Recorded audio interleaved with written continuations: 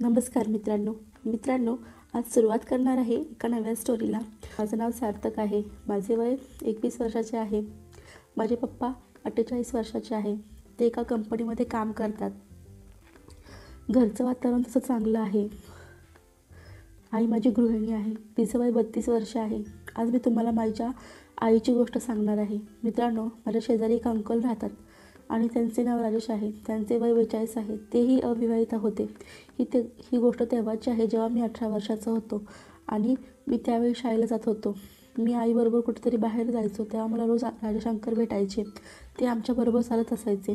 त्या आईला खूप घाण नजरेने पाहायचे, पण मी त्यावेळी गोष्टी जास्त लक्ष दिले नाही. हळूहळू अंकल मला जवळ येऊ लागले आणि माझ्याबरोबर खूप चांगले बोलू लागले आणि नंतर ते आमच्या घरी पण येऊ लागले. आमची मैत्री इतकी घट्ट झाली होती की कधी कधी ते मला वेगवेगळे पिक्चर दाखवत, फिल्म दाखवत आणि माझ्याबरोबर खूप मस्ती करत आणि मजा करायचे. मग मी अंकलला म्हणालो की तुम्हाला माझ्या आईची गाण आवडते ना, ते घुरताना मी बघितलं आहे. तर ते म्हणाले तू अजिबात वाईट वाटून घेऊ नकोस. मला तुझी आई खूप पसंत आहे आणि मला पण तिलासारखे पाहावेसे वाटते. आता तूच सांग काय करू. मग मी म्हणालो अंकल, तुमची मी मदत काही करू शकत नाही. हे मला फार वाईट वाटते, पण मी काय करू. मग मी माझ्या घरी गेलो आणि पाहिले की माझे पप्पा टूरवर जायची तयारी करत होते. मी त्यांना अंकलला इकडे बोलवायला सांगू लागलो तर ते यायला तयार झाले. पप्पा गेल्यावर अंकल माझ्या घरी आले. आईने जेवण बनवले आणि अंकल मला शिकवत होते, पण त्यांचे सर्व लक्ष आईच्या कमरेवर होते. मग आम्ही जेवण केले आणि बेडरूममध्ये गेलो. त्यावेळी थोडी थंडी होती म्हणून मी आणि अंकलने एकच चादर घेतली होती आणि ते माझा लवडा हलवत होते, त्यांचा लवडा हलवत होते. ही वेळाने माझी आई पण मॅक्सी घालून तिथे आली आणि तिने आम्हाला दूध दिले आणि दुसऱ्या बाजूला येऊन आडवी झाली.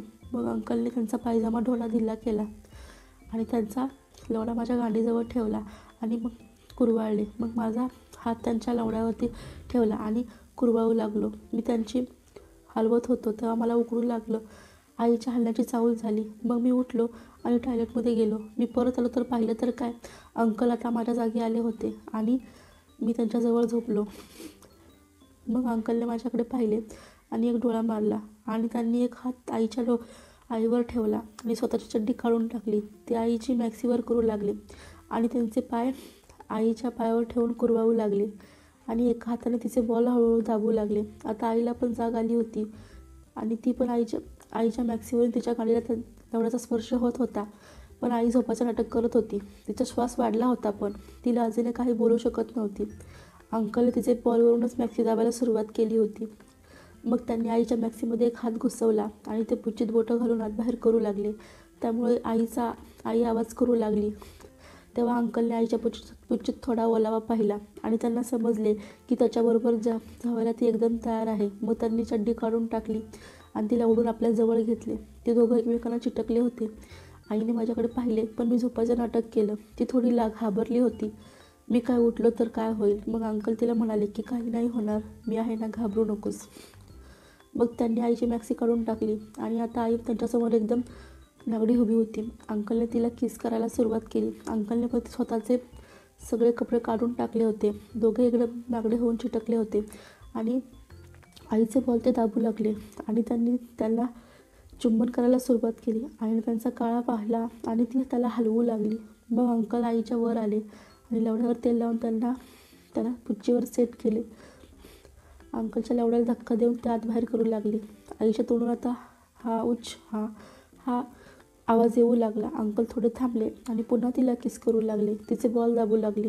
मग हळूहळू धक्का देत त्यांनी ठोकण्याची गती वाढवली आणि आई त्यांची गाठ पकडून त्यांना जवळ ओढत होती. पूर्ण रूममध्ये त्यांच्या श्वासाचा आवाज येत होता. काही वेळाने आईने तिचे पाणी सोडले पण अंकल न थांबता तिला ठोकू लागले.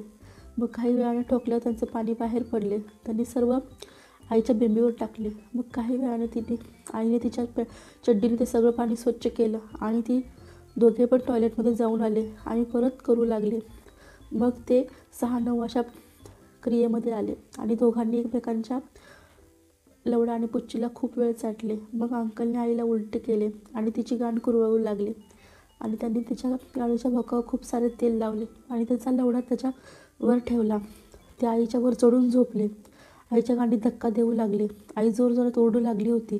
इतक्यात ते उठले आणि आईला त्यांनी घोडी बनवलं आणि लवडा टाकून झोपू लागले. आई मजेने तिची पुच्ची कुरवाळत होती. शेवटी अंकल दमले आणि झोपले. मग आई अंकलच्या वर आली आणि तिची पुच्ची त्या लवड्यावर घासून घेऊ लागली. अंकल आवाज करत होते चा. मग आईने पाणी सोडले, पण अजून अंकलने पाणी सोडले नव्हते आणि त्यांनी आईला चोखायला सांगितला. मग आई त्यांचा लवडा चोखू लागली. एवढ्यात मला झोप लागली. अंकल आईच्या लवड्याच्या बाजूला होते. अंकलचा लवडा आईच्या बाजूला लहान होऊन पडला होता. तेव्हा 7:30चा अलार्म वाजला. आई उठली. तिने माझ्याकडे पण पाहिले. मी डोळे बंद केले. मग काही वेळाने अंकल उठले आणि आम्ही बाहेरून नाश्ता मागवला. मी नाश्ता केला, परीक्षा द्यायला गेलो, पण अंकल अजून तिथेच होते. मित्रांनो, ही गोष्ट होती माझ्या आईची. ही गोष्ट कशी वाटली ते नक्की कळवा.